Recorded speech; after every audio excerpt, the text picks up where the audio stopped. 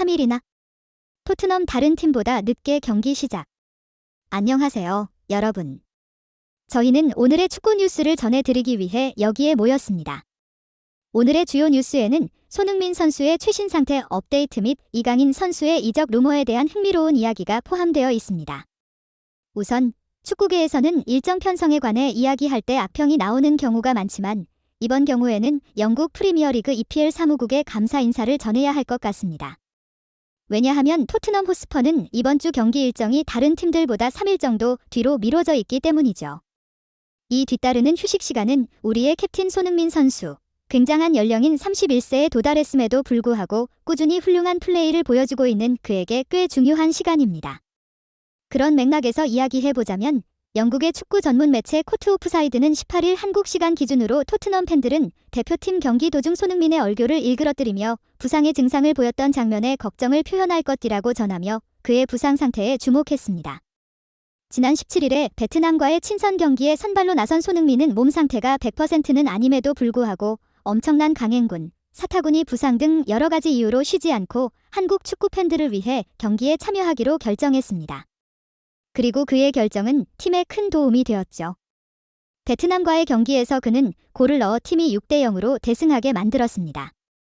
그럼에도 불구하고 경기 도중에 손흥민 선수가 아프다는 표현을 짓는 듯한 얼굴을 찡그리는 장면이 포착되었기 때문에 토트넘 팬들로서는 그의 건강 상태에 대해 걱정하지 않을 수 없는 상황입니다. 손흥민이 부상이 더 악화된다면 토트넘이 그로 인해 큰 타격을 입을 수 있습니다. 그런데 이 모든 걱정 속에서 어느 정도 위안이 될 만한 사실은 토트넘의 경기가 다른 팀들보다 뒤끝나는 시점에 있기 때문에 그가 회복하기 위한 충분한 시간을 가질 수 있다는 것입니다. 프리미어리그의 9라운드는 21일부터 리버풀과 에버턴의 경기로 시작하여 재개됩니다. 이날 하루에만 프리미어리그 경기가 총 7경기가 예정되어 있습니다. 하지만 토트넘의 경우 이와 달리 24일에 집에 머물러 풀럼팀을 상대로 할 예정입니다. 이는 말 그대로 3일이나 더 많은 시간을 갖게 되는 셈이죠. 손흥민은 토트넘 팀에 있어서 중요한 역할을 하는 핵심 선수입니다. 그는 이번 시즌에만 8골 중 6골을 기록하며 리그에서 가장 많이 골을 넣는 선수 랭킹에서 2위를 차지하였습니다. 전체 팀에서 가장 많이 골을 넣었고 또한 2021에서 2022 시즌에는 팀에서 가장 많은 골을 넣어 리그 득점왕 타이틀도 가져갔습니다. 이로 인해 그는 이번 시즌에도 득점왕 타이틀을 차지하기 위한 도전을 시작하였고 그의 기량은 9월의 활약을 통해 누구도 부정할 수 없는 사실이 되었습니다. 이와 함께 손흥민은 이번에 개인 통산 4번째로 이달의 선수상을 수상하였습니다. 그는 9월 동안 4경기에서 무려 6골을 넣어 팀의 승리를 이끌었으며 이로 인해 이달의 선수상을 차지할 수 있었습니다. 이전에도 그는 2016년 9월, 2017년 4월, 2020년 10월에 이 상을 받았었습니다.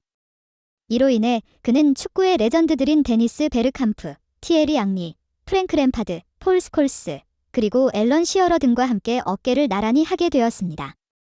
팀은 그의 활약 덕분에 6승 2무, 승점 20, 총 8경기를 무패로 마침으로써 리그 1위를 차지하게 되었습니다.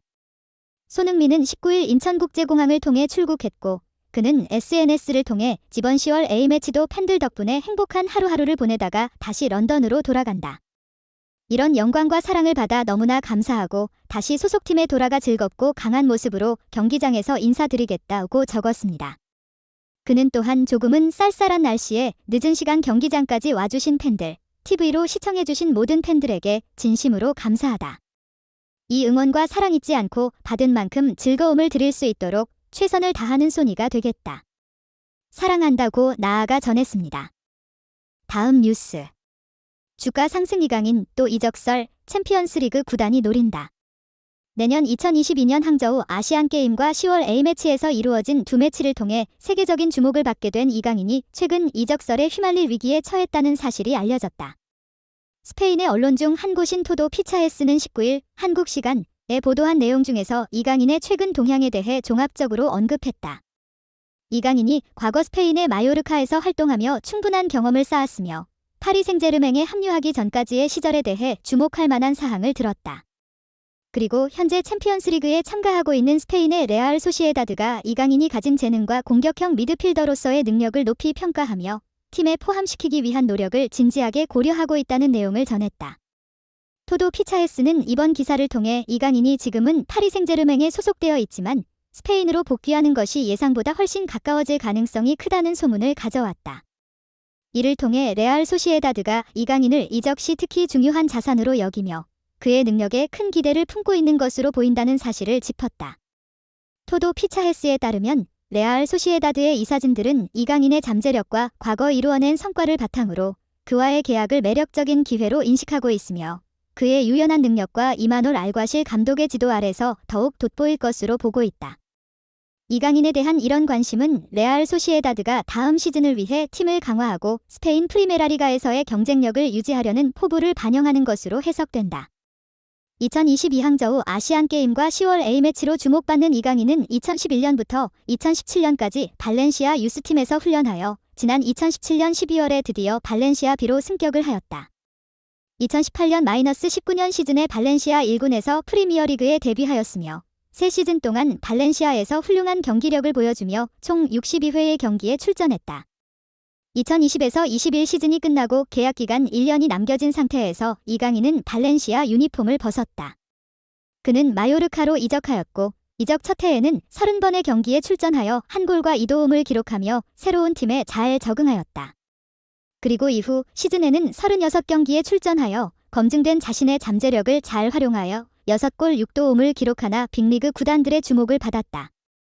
이번 여름 이적 시장에서 프랑스의 거대 구단인 파리 생제르맹에서는 이강인을 영입하기 위해 바이아웃 금액 2,200만 유로를 지불하였다는 사실이 토도 피차헤스를 통해 알려졌다. 레알 소시에다드와 파리 생제르맹 사이의 협상이 진행되기 위해선 상당히 설득력 있는 제안이 필요하다는 사실이 거론되었다. 레알 소시에다드가 이 옵션을 심각하게 고려하고 있으며 스페인에서 이강인의 경력이 미래의 새로운 장을 만들 수 있다는 점을 너무나도 잘 알고 있다. 몇 주 동안 이강인이 프리메라리라에서 다시 뛸 수 있을지에 대해 주목해야 한다는 사실이 알려졌다. 현재 이강인은 로리앙과 툴루즈를 상대로 리그앙 2라운드에 출전하였다. 하지만 근육 부상으로 다소 오랜 시간 동안 전열에서 이탈하였다. 지난달 21일에 이루어진 보루시아 도르트문트와 겨뤄왔었다. 이강인은 아시안게임에서 금메달을 획득하였으며 한 달 만에 파리 생제르맹으로 복구하였다. 파리 생제르맹은 현재 프랑스 리그앙 3위에 위치하고 있다. 이후 개발에 많은 관심이 모아지고 있다. 여러분, 지금까지 축구 뉴스를 함께 해주셔서 감사합니다. 손흥민 선수와 이강인 선수의 미래 활약을 기대하며 다음 뉴스에서도 좋은 소식으로 찾아뵙겠습니다. 건강하고 행복한 하루 되세요. 안녕히 계세요.